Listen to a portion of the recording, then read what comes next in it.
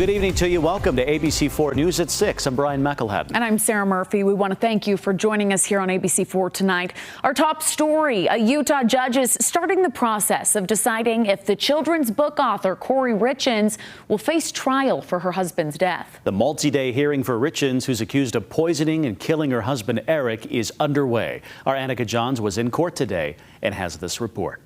State of Utah versus Kouri Richins. A preliminary hearing months in the making is officially kicking off the beginning of the Kouri Richins murder trial.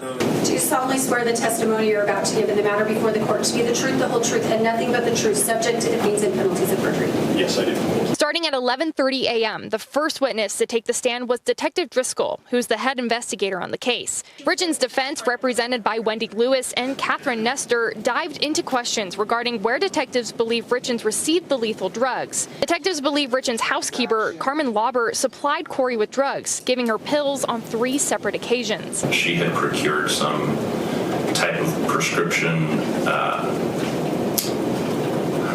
or non-prescription opiate on the first transaction, and that the following 2 were fentanyl pills, counterfeit fentanyl pills. As the cross-examination continues, Richins' defense calls into question whether or not Detective Driscoll and his team know without a doubt if the drugs Richins purchased was fentanyl to begin with, and if those pills are what killed Eric Richins.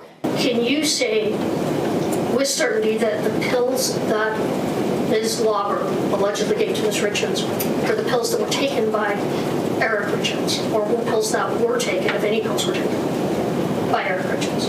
No. Former Salt Lake City police officer and current owner of an electronic forensic analysis company, Kouri, took the stand next, going into cell phone data. The defense then asked Kouri to go through the numbers he examined, including ones belonging to Kouri Richins and Carmen Lauber. On the dates the state and detectives previously established as times Kouri obtained drugs from her seller, they met up at a Maverick, which was tracked using cell phone towers in the area. Now, when Ms. Lauber's phone appears on those towers near Draper Maverick, was she there on any other dates besides that 26th? Yes. What dates were those? February 11th, 2022 and March 9th, 2022.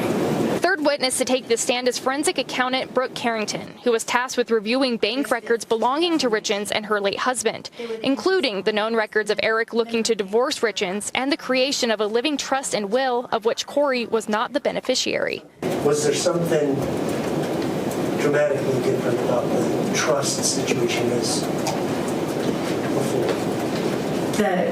Ms. Richins was not the beneficiary of his estate. It was to be for his children, and the trustee was going to be his sister, Katie.